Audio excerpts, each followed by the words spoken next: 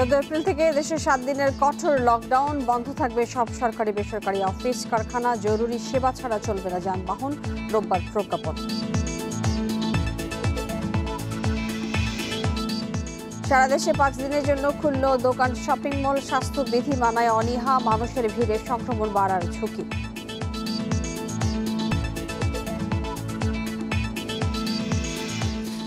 হেফাজতের হামলার ঘটনায় থানা পুলিশ ফাঁড়িতে বিশেষ নিরাপত্তা। সিলেট, নারায়ণগঞ্জ, ব্রাহ্মণবাড়িয়ায় এলএমজি পোস্ট।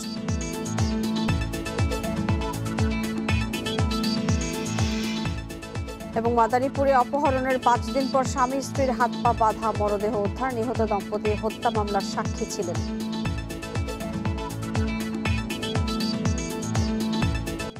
স্বাগত জানাচ্ছি সমগ্র বাংলাদেশে, আপনাদের সাথে আছে আমি মাহমুদা মৌমিতা। শিরোনামের পর জানিয়ে দিচ্ছি পুরো খবর। আগামী 14 এপ্রিল থেকে 7 দিনের কঠোর লকডাউন জারি হচ্ছে। এই সময়ে জরুরি সেবা ছাড়া সরকারি বেসরকারি সব অফিস, গার্মেন্টস, কারখানা বন্ধ থাকবে, চলবে না যানবাহন। গণমাধ্যমকে এই কথা জানিয়েছেন জনপ্রশাসন প্রতিমন্ত্রী ফরহাদ হোসেন। রোববার এই বিষয়ে প্রজ্ঞাপন জারি হবে। করোনা সংক্রমণ বাড়ায় এর আগে 5 থেকে 12 এপ্রিল পর্যন্ত সারা দেশে লকডাউন ঘোষণা করা হয়। বন্ধ করা হয় গণপরিবহন, শপিং মল, বিনোদন কেন্দ্র। সন্ধ্যা 6টা থেকে সকাল 6টা পর্যন্ত বাইরে যাওয়ার নিষেধাজ্ঞা দেওয়া হয়। তবে বিধিনিষেধ কার্যকরের 3 দিনের মাথায় ঢাকা সহ দেশের সব সিটি কর্পোরেশন এলাকায় সকাল সন্ধ্যা বাস চলাচলের অনুমতি দেওয়া হয়। এরপর বৃহস্পতিবার স্বাস্থ্যবিধি মানার শর্তে শপিং মল, দোকান খোলার অনুমতি দেয় সরকার। সিদ্ধান্ত অনুযায়ী 13 এপ্রিল পর্যন্ত প্রতিদিন সকাল 9টা থেকে বিকেল 5টা পর্যন্ত দোকানপাট এবং শপিং মল খোলা থাকবে। আজ থেকে সিদ্ধান্তটি কার্যকর হয়েছে।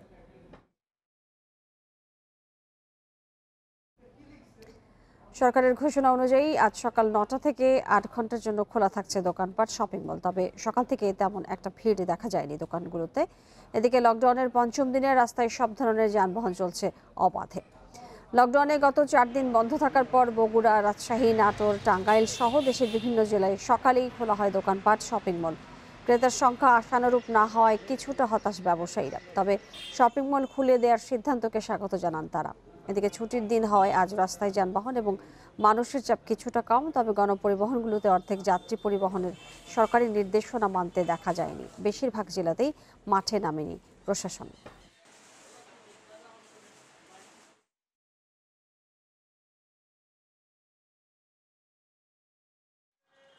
বন্ধ থাকলে সবারই সমস্যা, মহাজনের সমস্যা, আমাদেরও সমস্যা, কর্মচারীদেরও সমস্যা, বিভিন্ন সমস্যা আর কি।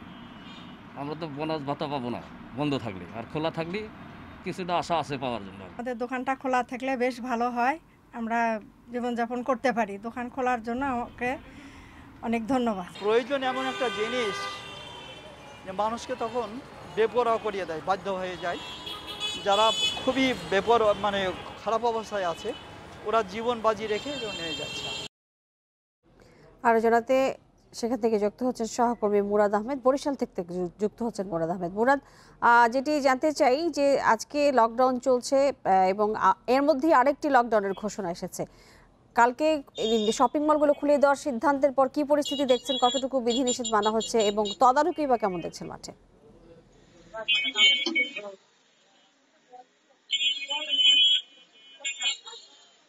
দেখুন, একটা মানে উদ্ভট পরিস্থিতি বিরাজ করছে। এই দোকানগুলো তো, এই সিটি বাস গুলো তো, এই আবার আন্তঃজেলা বন্ধ করে সবকিছু দিয়ে মানুষের ভোলানো অবস্থার মধ্যে রয়েছে। তবে আজকে যেটি সকাল থেকে বলা হয়েছে যে সিটি মল এবং দোকানগুলো খুলে দেওয়ার জন্য, এটি খুলেছে ঠিকই, কিন্তু সকাল থেকে তেমন কোনো সাড়া পায়নি। এইখানকার ট্রেডিশন অনুযায়ী শুক্রবার দিন সাধারণত ফার্স্ট হাফে, রমজানের দিনেও আমরা দেখেছি যে ফার্স্ট হাফে খুব একটা সাড়া পায় না, কিন্তু সেকেন্ড হাফ হতে না হতে আমরা দেখছি। আপনি দেখুন, আমি দাঁড়িয়ে আছি বরিশালের চকবাজার কাঠপট্টি মোড় এলাকায়। তো এখন এখানে যে অবস্থাটি বিরাজ করছে, অর্থাৎ যে যেখানে যে অবস্থায় ছিলেন, সম্ভবত খাওয়া দাওয়ার পর তারা সব ছুটেছেন চকবাজারের উদ্দেশ্যে। কেন ছুটেছেন এদিকে অনেকে আমি জিজ্ঞেস করেছি যে আসলে এখানে এসে কেনাকাটার মূল বিষয়টা কি। আসলে কিছুই না, তারা মূলত এসছেন একটি চৈত্র মাসে একটি মূল্যহ্রাস দেওয়া হয়, তো সেটি সন্ধানে এগিয়েছেন। এবার খুব কম দেওয়া হয়েছে, তবে মানে সেই মূল্যহ্রাসের কেনাকাটা, অর্থাৎ চৈত্র মাসের শেষে যে মূল্যহ্রাস দেওয়া হয় তার কেনাকাটার বিভিন্ন ছাড় দেওয়া হয়, এইটুকু সন্ধানে এসেছেন। আপনি দেখুন যে নারীরা বিশেষ করে যে যে অবস্থায় ছিলেন ঘর থেকে যদি বিধি নিষেধ মানা না হয় স্বাস্থ্যবিধি, সেক্ষেত্রে কঠোর ব্যবস্থা নেওয়া হবে, সেটির কোনো রকম তদারকি দেখছেন কিনা এই ঘোষণার?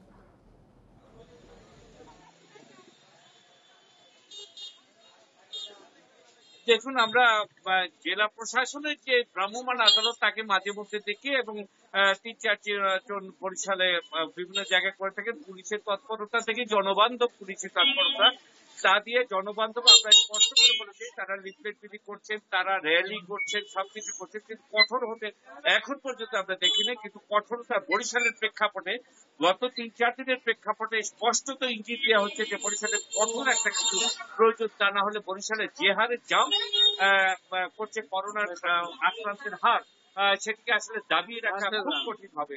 তো সেক্ষেত্রে মানুষ চাচ্ছে আবার সেই মানুষকেই দেখছি নেমে আসতে, যারা বলছে করোনা ভয়াবহ আকার ধারণ করছে তাদেরকেই আবার তাদের ফ্যামিলির লোকগুলোকে দেখছি এই মার্কেটে। মানে সবকিছু মিলিয়ে কঠিন সিদ্ধান্ত যদি কঠিন বাস্তবায়ন হয় তাহলেই ভালো, আর যদি বাস্তবায়ন না হয় তাহলে আসলে কঠিন সিদ্ধান্ত নিয়ে তার যে খুব একটা চান পাওয়া সেটুকু আসলে বরিশালে পাওয়া যাচ্ছে না। এখন ইমপ্লিমেন্টেশনে খুব কঠিন অবস্থা এবং খুব কঠিন নির্দেশনা। আরেকটি লকডাউনের ঘোষণা এসেছে, নিশ্চয়ই কঠিন নিরাপত্তার মধ্যে দিয়েই আসলে সেটি পালন করা হবে বলে সবাই আশা করছে। ধন্যবাদ আপনাকে মুরাদ আমাদের সাথে যুক্ত হওয়ার জন্য।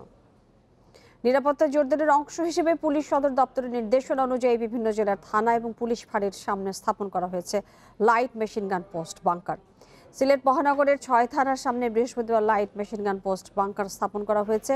সিলেট মহানগর পুলিশ জানিয়েছে, দেশের বিভিন্ন স্থানে উগ্রবাদী গোষ্ঠী নাশকতামূলক কর্মকাণ্ডের জেরে রাষ্ট্রীয় এবং ব্যক্তি মালিকানাধীন সম্পদ নষ্ট হচ্ছে। এই অবস্থায় মহানগর পুলিশের আওতাধীন ৬ থানা, সবকটি ফাঁড়ি এবং গুরুত্বপূর্ণ স্থাপনায় বিশেষ নিরাপত্তা গ্রহণ করা হয়েছে। নিরাপত্তা জোরদার করা হয়েছে নারায়ণগঞ্জেও। এর মধ্যেই ৭টি থানা এবং ৮ ফাঁড়ির সামনেও বসেছে LMG পোস্ট। পাশাপাশি বাড়ানো হয়েছে পুলিশের সংখ্যাও। ব্রাহ্মণবাড়িয়ার ২৮টি থানা এবং ফাঁড়ির সামনেও লাইট মেশিন গান বসানোর কার্যক্রম চলছে। মাদারীপুরের কালকিনিতে অপহরণের ৫ দিন পর স্বামী স্ত্রীর হাত পা বাঁধা মরদেহ উদ্ধার করেছে পুলিশ। নিহতরা একটি হত্যা মামলার সাক্ষী ছিলেন বলে জানা গেছে। সকালে উপজেলার রাজারচর এলাকার একটি খাল থেকে তাদের মরদেহ উদ্ধার করা হয়। স্বজনরা জানান, গত সোমবার রাতে সন্তানদের নিয়ে খাবার খেয়ে ঘুমিয়ে পড়েন মোয়াজ্জেম সর্দার এবং মাকসুদা দম্পতি, কিন্তু সকালে স্বামী স্ত্রীকে খুঁজে পাওয়া যায়নি। পরে মুঠোফোনে অজ্ঞাত নম্বর থেকে পরিবারের কাছে ২ লাখ টাকা মুক্তিপণ দাবি করা হয়। এ বিষয়ে পরিবারের পক্ষ থেকে কালকিনি থানায় অপহরণের মামলা করা হয়। অপহরণের ৫ দিনের মাথায় শুক্রবার তাদের মরদেহ উদ্ধার করে পুলিশ। অপহরণকারীদের গ্রেপ্তারে অভিযান চালিয়ে যাচ্ছে পুলিশ।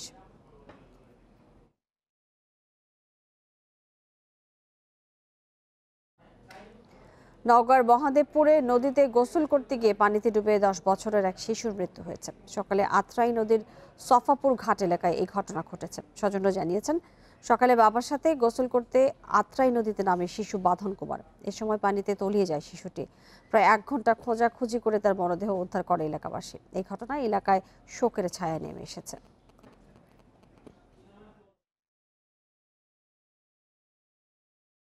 নিরাপত্তা জোরদারের অংশ হিসেবে পুলিশ সদর দপ্তরের নির্দেশনা অনুযায়ী বিভিন্ন জেলার থানা এবং পুলিশ ফাঁড়ির সামনে স্থাপন করা হয়েছে light machine gun post bunker. এই নিয়ে আরো জানাতে সিলেট থেকে যোগ দিচ্ছেন সহকর্মী মাধব কর্মকার।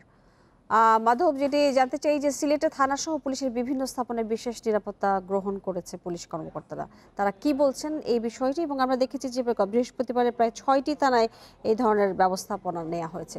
একটু জানতে চাই আপনার কাছ থেকে বিস্তারিত। বিষয়টি আপনারা সকলে অবগত রয়েছেন যে বেশ কিছুদিন ধরে হেফাজত কর্মীদের যে তাণ্ডব হয়েছে সারা বাংলাদেশের চট্টগ্রাম, ব্রাহ্মণবাড়ি এবং সিলেটের সুনামগঞ্জের যে ছাতক থানা, সেখানটাও কিন্তু তারা তাণ্ডব চালিয়েছে এবং সেই তাণ্ডবে বেশিরভাগ ক্ষতিগ্রস্ত হয়েছে থানাগুলো। সেখানটায় তাদের হামলা শিকার হয়েছেন সাংবাদিকবৃন্দ এবং পুলিশ সদস্য এবং কর্মকর্তাবৃন্দ, এবং তারা সরকারি বিভিন্ন দপ্তরে, সরকারি বিভিন্ন প্রতিষ্ঠানে তারা হামলা এবং ভাঙচুর চালায়। তারই পরিপ্রেক্ষিতে গতকাল থেকে আমরা জানতে পারি আসলে সিলেট মহানগরীর যে ৬টি থানা থানা এবং জেলার যে অপরাপর আরো 11টি থানা রয়েছে সবগুলো থানায় বাড়তি নিরাপত্তা দেওয়া শুরু করেছে সিলেট মেট্রোপলিটন পুলিশ। এবং সেদিক থেকে বলতে গেলে প্রত্যেকটি থানায় এই ধরনের লাইট মেশিন গান নিয়ে একজন সশস্ত্র পুলিশ তিনি সর্বদা এখানে নিয়োজিত থাকেন এবং সেটি সারাদিনের এবং রাতে অর্থাৎ 24 ঘন্টায় তিনি এই নিরাপত্তা বলয় তৈরি করে রাখেন। পাশাপাশি প্রত্যেকটি থানায় বাড়তি পুলিশ নিয়োগ করা হয়েছে। তবে কি পরিমাণ পুলিশ নিয়োগ করা হয়েছে সেই বিষয়টি আমাদেরকে জানাননি পুলিশ কর্মকর্তা বৃন্দ। এবং প্রত্যেকটি থানারই কিন্তু চিত্র একই রকম। এর পাশাপাশি আমাদের যে রিজার্ভ পুলিশ রয়েছে, পুলিশের বিভিন্ন শাখার পুলিশরাও কিন্তু কাজ করছেন। সিলেট মহানগরী জুড়ে তারা কাজ করে যাচ্ছেন, টহল পুলিশ বেড়েছে। একই সাথে সিলেট মহানগরী থানার ভিতরে যে পুলিশ ফাঁড়িগুলো রয়েছে সেই পুলিশ ফাঁড়িতে আমরা দেখেছি এই ধরনের ব্যাংকার দেখতে পাচ্ছি যে ধরনের ব্যবস্থা নেওয়া হয়েছে। আমি যেটা জানতে চাই আসলে আপনি নিশ্চয়ই ভেতরে কথা বলেছেন, এই যে এই ধরনের ব্যবস্থা তার পেছনে নিশ্চয়ই কারণ আছে এবং কোনো ধরনের হামলার আশঙ্কা আসলে করা হচ্ছে কিনা?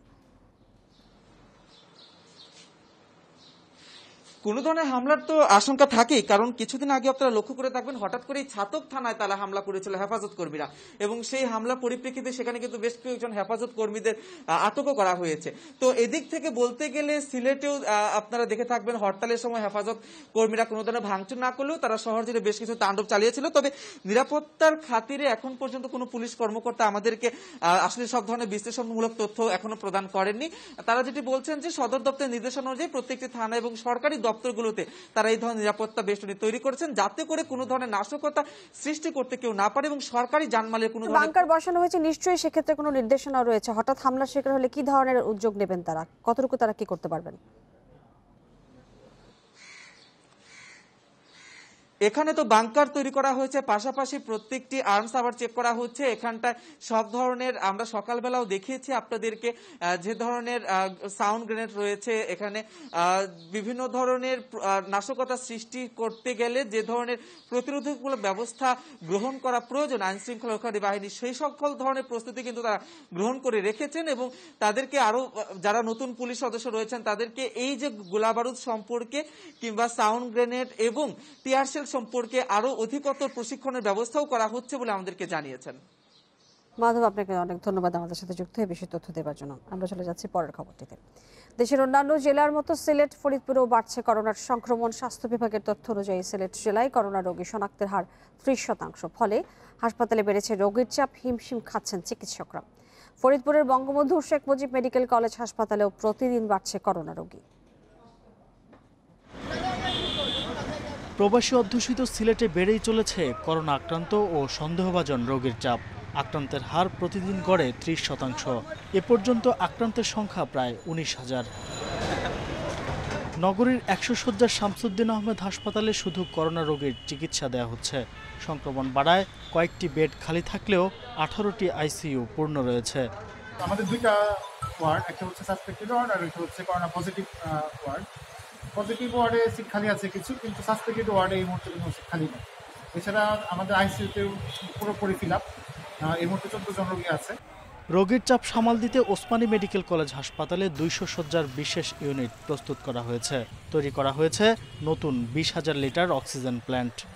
রেজাল্টটা ফরকাস্টেড করছি যতগুলো টেস্ট হচ্ছে তার প্রেক্ষিতে, এবং অনেক লোক হয়তো এর বাইরেও আছেন। নীতিগত সিদ্ধান্ত নিয়েছি যে প্রয়োজনে আমরা ওসমানী হাসপাতালে আগে যেভাবে আমরা 200 শয্যা করেছিলাম সেই 200 শয্যা আমাদের প্রস্তুত আছে।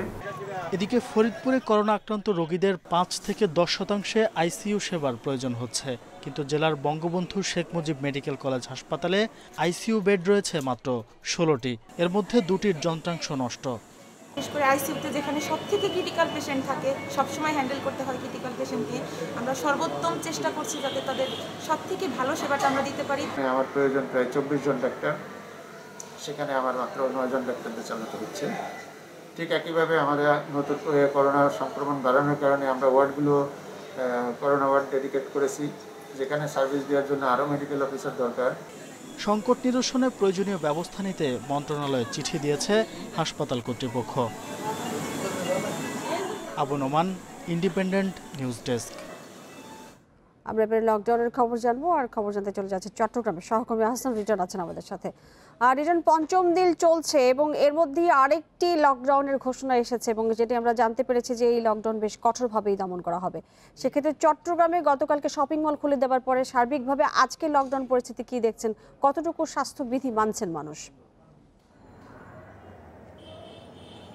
দেখুন, এবার দ্বিতীয় দফায় লকডাউন হওয়ার শুরুর দিকে অর্থাৎ প্রথম দিন আমরা কিছুটা ঢিলাঢালা ভাব দেখেছিলাম, তারপরে একদিন দুদিন কিছুটা কঠোর অবস্থা ছিল প্রশাসনের পর থেকে। অবশ্য দিন যত যাচ্ছে লকডাউনের পরিস্থিতি ততটাই আসলে একেবারে শিথিল যোগ্য বলা যায়। আমরা এই মুহূর্তে চট্টগ্রামের নিউ মার্কেট এলাকায় আজকে আপনি জানেন যে গতকাল আজকে থেকে আসলে সকাল থেকে সন্ধ্যা ৬টা পর্যন্ত নগরীর মার্কেটগুলো খোলা থাকার কথা। সেই নির্দেশনা অনুযায়ী আমরা দেখেছি চট্টগ্রামের প্রতিটি মার্কেট খুলেছে এবং সেই মার্কেটকে কেন্দ্র করে নগরীর সব শ্রেণীর মানুষ এখন আসলে মার্কেটে প্রবেশ করছেন। তারা সামনে যে ঈদের কেনাকাটা এবং ঈদ ছাড়াও তাদের যে নিত্যদিনের যে কেনাকাটা সেগুলো করার জন্য মার্কেটের দিকে ঝুঁকছেন।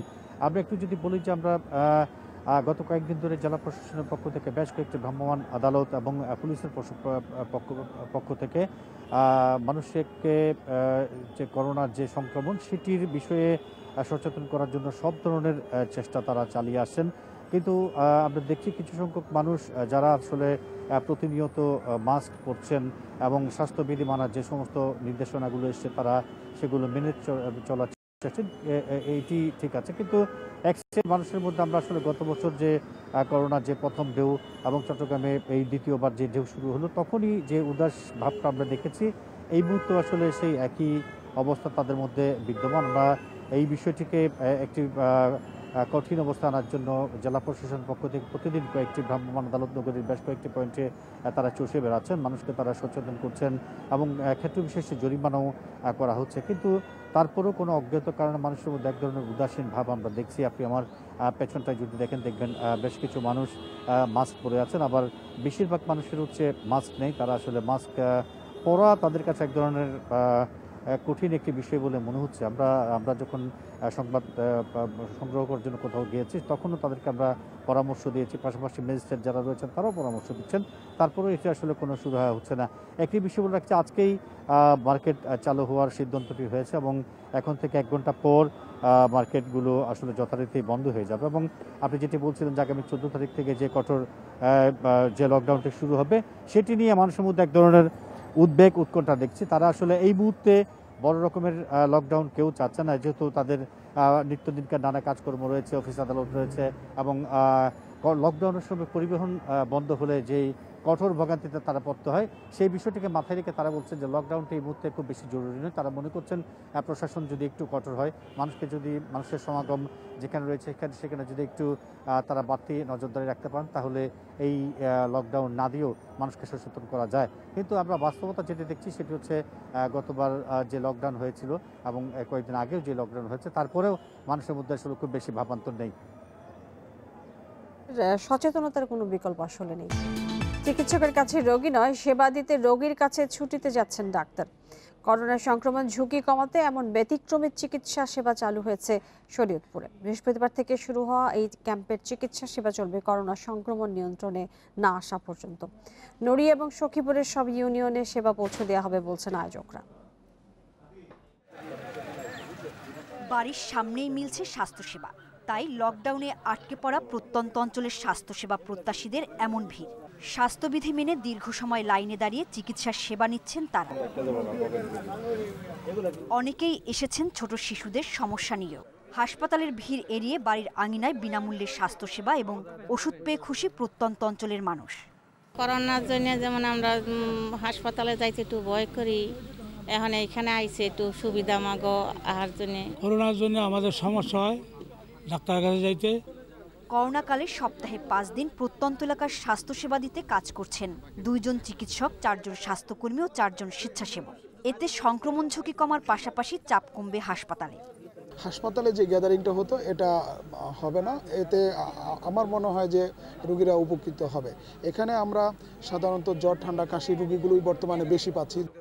এই সেবা কর্মকাণ্ডের উদ্যোক্তা পানি সম্পদ উপমন্ত্রী বলছেন তার দলের নেতাকর্মী ও মেডিকেল টিম মিলে বিনা খরচে প্রতিদিন একটি ইউনিয়নের 200 মানুষকে এই স্বাস্থ্যসেবা দিবে। এই করোনা প্রাদুর্ভাবের মধ্যেও আমরা সর্বোচ্চ সেবা মানুষকে দেওয়ার জন্য যেটা করা দরকার। আমাদের স্বাস্থ্যকর্মীরা নড়িয়া উপজেলার গত 1 বছর যাবত করে আসছে এবং এখনও করবে। করোনাকালীন সময়ে নড়িয়া ও সখীপুরের ৫,০০০ মানুষের চিকিৎসা সেবা নিশ্চিত করবে এই মেডিকেল টিম। এছাড়া নড়িয়ায় ২৪ ঘন্টা টেলিমেডিসিন সেবা চালু করা হয়েছে। Independent news desk. কক্সবাজারের হিমছড়ি পয়েন্টে ভেসে এসেছে একটি মৃত তিমি। ভোরে তিমিটি উপকূলে ভেসে আসে বলে ধারণা করা হচ্ছে। সকালে স্থানীয় লোকজন মৃত তিমিটি দেখতে পেয়ে পরিবেশ অধিদপ্তর এবং বন বিভাগকে খবর দেয়। কক্সবাজার দক্ষিণ বন বিভাগ জানিয়েছে, খবর পেয়ে মৃত তিমিটি উদ্ধার করে সরকারের সৎকারের ব্যবস্থা নেওয়া হচ্ছে। তবে কী কারণে এটির মৃত্যু হয়েছে তা খতিয়ে দেখা হচ্ছে। ভেসে আসা তিমিটি 30 ফুট লম্বা। এটির পেছনের অংশে বড় ধরনের ক্ষত দেখা গেছে। এর আগে গত বছরের 26 জুন একটি বিরল প্রজাতির মৃত তিমি সৈকতে ভেসে এসেছিল।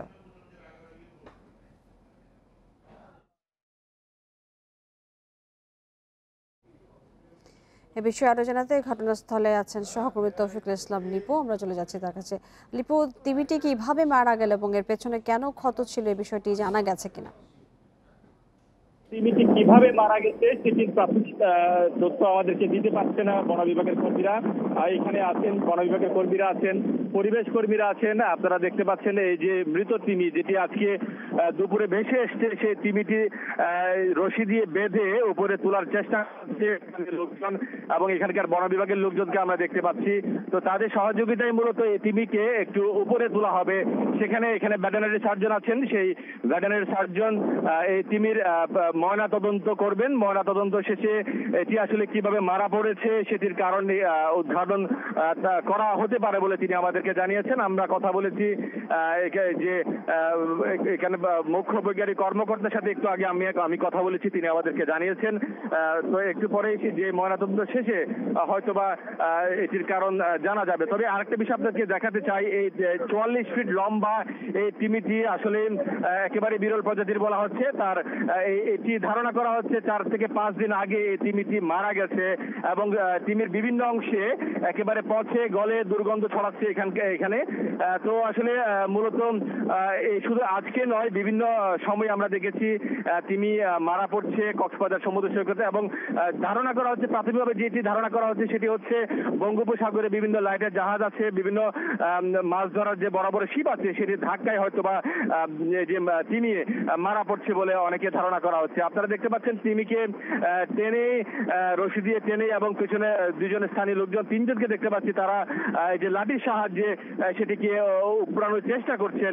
এটি একটু পরে এখানে ময়নাতদন্ত করা হবে। ময়নাতদন্ত শেষে আমরা জানতে পারবো। তবে আরেকটা বিষয় আপনাকে জানাচ্ছি, কোন প্রজাতির তিমি সেটিকে কোনো ধারণা পাওয়া গেছে কিনা? কারণ গত বছর আমরা দেখেছি একটি বিরল প্রজাতির তিমি ভেসে এসেছিল, মৃত তিমি। এটি আসলে কোন প্রজাতির তিমি এটি আসলে এখনো পর্যন্ত আমাদেরকে পরিবেশ কর্মীরা আছেন, তারা আমাদেরকে বলেনি, গণমাধ্যম কর্মীদের এখনো বলেনি। তবে তারা বলছেন এটি ময়নাতদন্ত শেষে হয়তো তারা জানাতে পারবে। আরেকটা বিষয় আপনাকে জানাতে চাই, করোনাকালীন সময়ে সমুদ্র সৈকতে পর্যটক সহ সকল শ্রেণীর মানুষের এখানে নিষেধ করা হলে কিন্তু সেই নিষেধ তারা মানছে না। এখানে হাজার হাজার মানুষ এই তিমিকে দেখার জন্য এখানে ভিড় করছে। তো এখানে সবশেষ যে কথাটি বলতে হয়, এটি আসলে করোনা সংক্রমণ দিন দিন কক্সবাজারে। তো এখানকার আইন শৃঙ্খলা বাহিনীর সদস্যরা আছেন, তারা এত বাধা সত্ত্বেও সেটি তারা মানছে না। সর্বশেষ হচ্ছে এখন যে প্রক্রিয়াটি আছে সেটি হচ্ছে তিমিকে টেনে তোলার যে প্রক্রিয়া সেটি তারা করছেন। একটু পরেই তিমির আমরা দেখেছি যে এই যে তিমি ভেসে আসছে এবং এই বড় বড় তিমির মৃত্যু হচ্ছে, এই বিষয়গুলো নিয়ে আসলে কেন, কিভাবে মারা যাচ্ছে সেই বিষয়গুলো নিয়ে তারা গবেষণার কোনো চিন্তা ভাবনা করছেন কিনা, বা কেন এই সমস্ত জায়গায় মৃত্যুগুলো হচ্ছে? আমি একটু আগে কথা বলেছি মেরিন লাইন্সের একজন নির্বাহী কর্মকর্তার সাথে আমি কথা বলেছি। তিনি আমাদেরকে জানিয়েছেন যে মূলত গভীর সমুদ্রে যে সকল মাছ ধরার শিপ আছে সেই সকল শিপের ধাক্কা কিংবা অন্যান্য কারণে হয়তো বড় বড় জালের সাথে আটকা পড়তে পারে, সে কারণে এই তিমিটি মারা যাচ্ছে বলে আমাদেরকে জানিয়েছেন। দর্শক, আমরা দেখতে পাচ্ছেন এই তিমিটি একটু আগেই সেটির পরিমাপ করা হয়েছিল। এখন দেখতে পাচ্ছেন তিমিটির লম্বায় কত সেটি তারা পরিমাপ করার চেষ্টা করছেন। যদিও বা খুব বেশি জোয়ারের পানির কারণে তাদের এই করতে খুব সমস্যা হচ্ছে। তারপর আমরা দেখাতে চাই, দর্শক আপনারা দেখতে পাচ্ছেন কর্মীদের, এখানকার বন বিভাগের কর্মীরা আছেন, তারা তিমিটি লম্বায় কয় ফুট সেটি তারা দেখছেন। আমরা যতটুকু দেখতে পেয়েছি এটি লম্বায় 46 ফুট, পাকনা সহ এটি 46 ফুট লম্বা বলে তারা আমাদেরকে, আমরা এখনই সেটা দেখতে পেয়েছি। লিপু, এই যে ময়না তদন্ত বলছেন যে তাকে করা হবে, এটা কতক্ষণ নাগাদ আসলে এই প্রক্রিয়া শেষ হবে, অর্থাৎ উদ্ধার করতে কতক্ষণ সময় লাগতে পারে? মূলত হচ্ছে এটি জোয়ারের কারণে এটাকে টেনে নিয়ে যাওয়া একটু কঠিন হচ্ছে। আপনারা দেখতে পাচ্ছেন বেশ কিছু শ্রমিক এখানে কাজ করছে। সেটি এই তিমিকে টেনে নিয়ে একেবারে একটু প্রায় 200 মিটার দূরে নিয়ে যাবে। সে নিয়ে যাওয়ার পরেই সেখানে ময়না তদন্তের যে আনুষ্ঠানিকতা সেটি ভেটেরিনারি সার্জন আছেন তারা শুরু করবেন। তো আসলে বেশিক্ষণ লাগার কথাও না, আসলে ঘন্টা 2-1-এর মধ্যে হয়তো তাদের যে কার্যক্রম সেটি তারা শেষ করতে পারবেন। লিপু, আপনাকে অনেক ধন্যবাদ আমাদের সাথে যুক্ত হয়ে বিষয়ে তথ্য দেওয়ার জন্য। কারণে অকারণে দেদারসে কাটা হচ্ছে ফসলি জমি, আর জমির উপরিভাগের উর্বর মাটি কাটার বিরূপ প্রভাব পড়ছে কৃষিতে। বিশেষ করে ইটভাটায় মাটির যোগান দিতে গিয়ে নির্বিচারে মাটি তোলা হচ্ছে ফসলি জমি থেকে। ফসলি জমি কেটে মাটি নিয়ে যাওয়া হচ্ছে ইটভাটায় পোড়ানোর জন্য। লালমনিরহাটে এই চিত্র সারা বছরের। স্থানীয়রা বলছেন, জেলায় একের পর এক কৃষি জমির উপর ইটভাটা গড়ে উঠতে থাকায় বাড়ছে ফসলি জমি থেকে মাটি তোলার প্রবণতা। আমরা জমি না দিলে পাশের জমি জমি দিচ্ছে, এখন বাধ্যমূলক আমাকেও দেওয়া লাগতেছে। ইটভাটার মালিকের কাছে আমরা বাধ্য হয়ে এই মাটি বিক্রি করতেছি। জেলায় 48টি ইটভাটার মধ্যে মাত্র 21টির অনুমোদন রয়েছে। দ্রুত ব্যবস্থা না নিলে কৃষি খাতে ক্ষতিকর প্রভাবের শঙ্কা জানিয়েছে কৃষি বিভাগ। 3 ফসলি জমিতে কিভাবে ইটভাটা হয়, অনুমোদনের ব্যাপারটা মনে হয় এখানে উপেক্ষিত হচ্ছে। ফেনীতেও প্রায় একই অবস্থা। মাটি তোলার কারণে কোনো কোনো জমিতে তৈরি হয়েছে বড় গর্ত। প্রশাসনের পক্ষ থেকে অভিযান চালানোর কথা বলা হলেও থামছে না এই প্রবণতা। আমরা চেষ্টা করে যাচ্ছি যাতে যেভাবে হোক এই ফসলি জমির কোনো মাটি তারা কাটতে পারবে না। এটা আমাদের মিটিং করেছে একাধিকবার, তাদেরকে জানিয়ে দেওয়া হয়েছে এবং সবাই আমরা এই তৎপর রয়েছি। ভবিষ্যতে হয়তো এই ব্যাপারে আরো বেশি আমরা কঠোর হব। পার্বত্য এলাকা খাগড়াছড়িতেও একই কারণে ধ্বংস হচ্ছে কৃষি জমির উর্বরতা। গবেষকরা বলছেন, জমির উপরিভাগের উর্বর অংশ বা টপ সয়েলের প্রতি ইঞ্চি তৈরি হতে সময় লাগে 100 থেকে 300 বছর। তাই মাটি কাটার এই প্রবণতায় অপূরণীয় ক্ষতি হচ্ছে পরিবেশের। এলাকা, তার সার্বিক পরিস্থিতি, সেখানে কি পরিমাণ গাছপালা আছে ইত্যাদির উপর ডিপেন্ড করে নির্ভর করে এটি আপনার 100 থেকে 300 বছর সময় লাগে। তো ফলে আমরা যদি এই উর্বর স্তরটি, মাটির স্তরটি যদি সংরক্ষণের ব্যাপারে সচেতন না হই, তাহলে একবার চাষ করার পরে দেখা যাবে যে ওই জমির উর্বরতা মারাত্মকভাবে হ্রাস পেয়েছে। পরের বছর দেখা যাবে যে সেখানে ফসল উৎপাদন করে কৃষক লাভবান হতে পারবেন না। কৃষি জমি সুরক্ষা ও ভূমি জোনিং আইন 2013 অনুযায়ী কৃষিকাজ ছাড়া কৃষি জমি অন্য কোনো কাজে ব্যবহার করা যাবে না। এই আইন প্রয়োগে প্রশাসনের কঠোর ভূমিকা চায় ভুক্তভোগীরা। রেশমি, ইন্ডিপেন্ডেন্ট নিউজ। শেষ করব সমগ্র বাংলাদেশ, তবে যাবার আগে শিরোনামগুলো জানিয়ে দিচ্ছে আরেকবার। 14 এপ্রিল থেকে দেশের 7 দিনের কঠোর লকডাউন, বন্ধ থাকবে সব সরকারি বেসরকারি অফিস কারখানা, জরুরি সেবা ছাড়া চলবে না যানবাহন, রোববার প্রজ্ঞাপন। সারা দেশে 5 দিনের জন্য খুলল দোকান, শপিং মল, স্বাস্থ্যবিধি মানায় অনীহা, মানুষের ভিড়ে সংক্রমণ বাড়ার ঝুঁকি।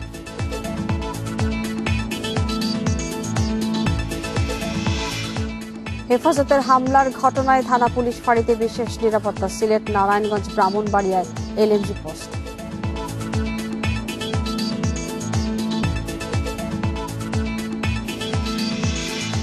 এবং মাদারীপুরে অপহরণের 5 দিন পর স্বামী স্ত্রীর হাত পা বাঁধা, মরদেহ উদ্ধার, নিহত দম্পতি হত্যা মামলার সাক্ষী ছিলেন।